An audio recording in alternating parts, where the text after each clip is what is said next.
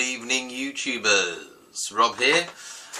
So I've done a previous video where I kind of talked about a concept of trying to create an alternative to a conical fermenter, in the sense that you can have a primary fermentation vessel and then remove the trub and the yeasty gunky bottom bit to allow secondary in the same vessel, a bit like you can with the conical fermenter, but without the conical fermenter, using just cheap things we should already kind of have as home brewers. I put £10 on there because it's basically the price of another bucket.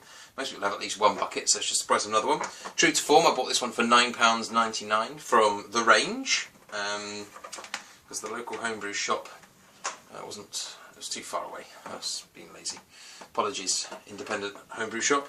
But essentially it's a good bucket actually, seems adequate. It fits nicely inside the other one. It's not quite the same as the other one, but it's enough to prove the concept. So does leave a little bit of gap at the bottom, and all I'm going to do is kind of draw some lines on here to mark out where I'm going to cut, and then make some cuts using the multi-tool.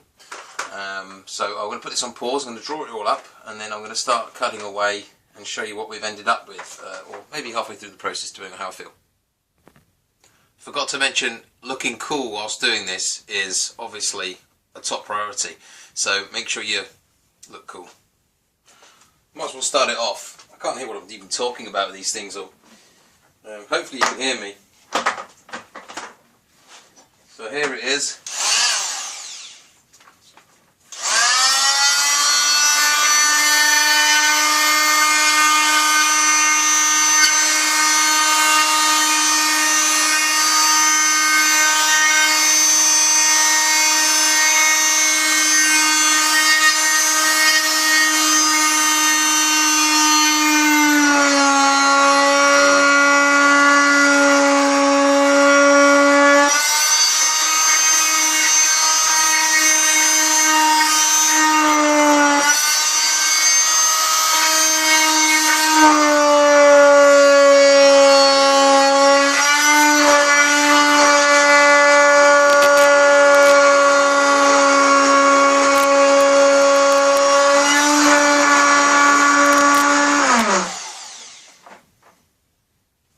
It's going through it quite nicely, but I'll save you waiting around.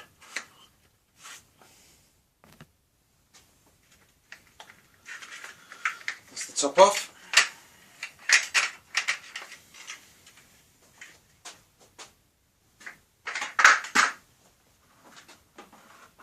Quite rough around the edges, so that's going to obviously need filing down and smoothing off. I can imagine there's going to be a lot of scratches and horribleness, really. There's probably plenty of opportunity for infections. I guess I haven't really thought about that until now, but let's crack on. Just to show you actually how this is fitting in now. So there it is without its head. This is the main bucket. Got that one inside there. Okay, nice snug fit. We've got some headspace at the bottom. Just push it down a bit more. Got that bit at the bottom there.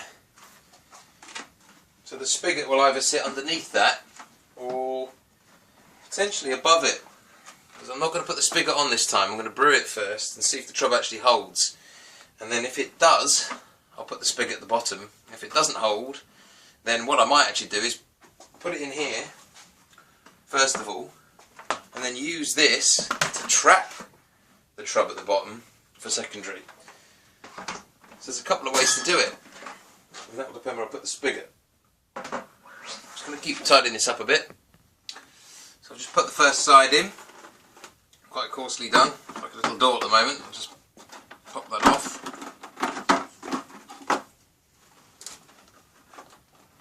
I decided I wanted a ring at the top and a ring at the bottom, really, just for maybe a bit more strength. It's losing all its rigidity, by the way. All its structural rigidity's gone. If I was to probably do this again, I might leave this bit on till last, because that was holding it together pretty well. It's just like a flexi bucket at the moment. So maybe a tip. God, what have I done? Quick way to set fire to £10 anyway, isn't it? So I'll crack on. other side to do, and then I'm pretty much done. So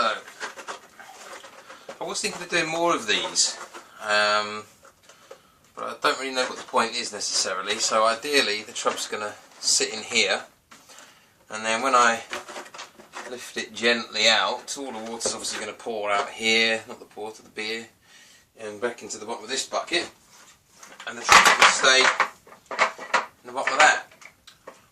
It's kind of worked in practice, by the way, when I used a little poppadom chutney thing with some ground coffee. I let it settle out, you know how you get the slush at the bottom.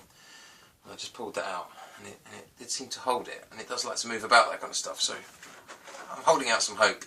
But that's generally it. I'm going to tidy it up a bit more, and maybe the next video I'll do, it'll be this in production.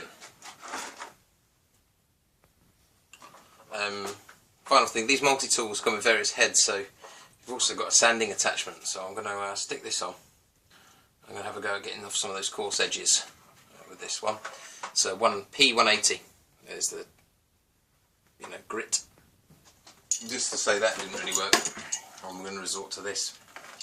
And by now I'm really positively sure that this has got enough scratches on it to infect pretty much any beer. As I take off these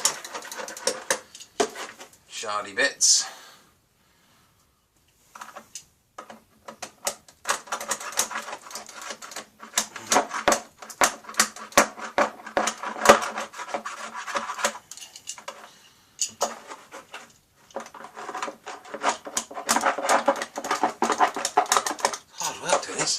Dressing gown on because I thought it'd be cold, but I'm hot. I'll pause it here. Alright, so I've cleaned it up a little bit now, taking off some of that grit, still a bit more to do. Plenty of scratches on here, and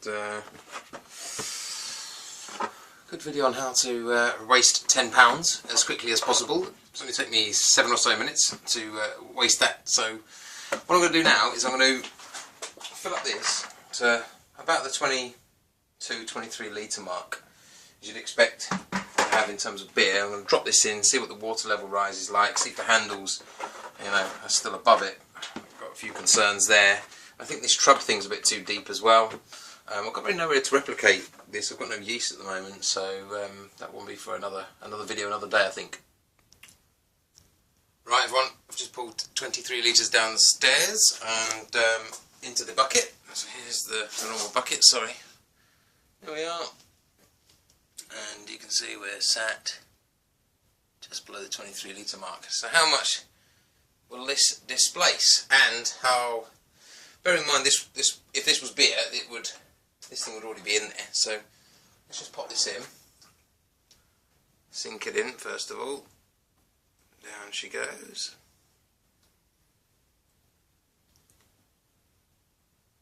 Slowly but surely.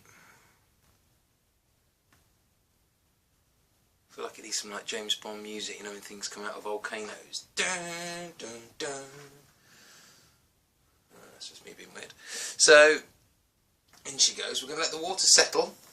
Just to confirm, I did carry this down with this inside and with the lid tightly sealed on. So, yep, I'm fine to put that on and seal it.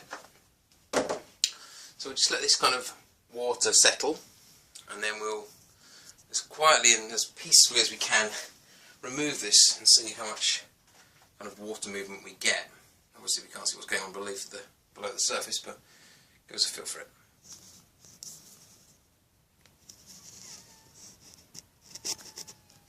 Let's hope this does not fall off the copper piping and in. So it's pretty still, that water. I'm sure you can see a reflection in there. Right, so just to confirm, 23.5, so it's only displaced half a litre, so we've still got plenty, and my handle marks give me how much clearance? Well, all the way up to like 27 litres, so we've got 4 litres of clearance here. Bearing in mind I'd probably want to, if this was beer, sanitise my hands. Just in case, very gently now. Out. does it come up easily? Yeah, it doesn't put up much resistance. There's a bit of something floating around in there at the bottom, which doesn't seem to be struggling too much. It's still, in fact, it really just comes up quite easily if you do it nice and slowly, not disturbing much. I guess as it gets to the top and you need to break the surface tension, might get more tricky, so I'll probably just tip it a little bit up to one side to do that. Slide. Oh, there we are, it breaks the surface. And we're in. I've still got that little bit of fluff that's floating around in the bottom. That didn't really move the water much at all. I'm happy that that would work. Only one way to find out, I guess. That'll be on the next brew day. So there we go. Sorry to waste 10 minutes of your lives, guys. But yeah. Cheers.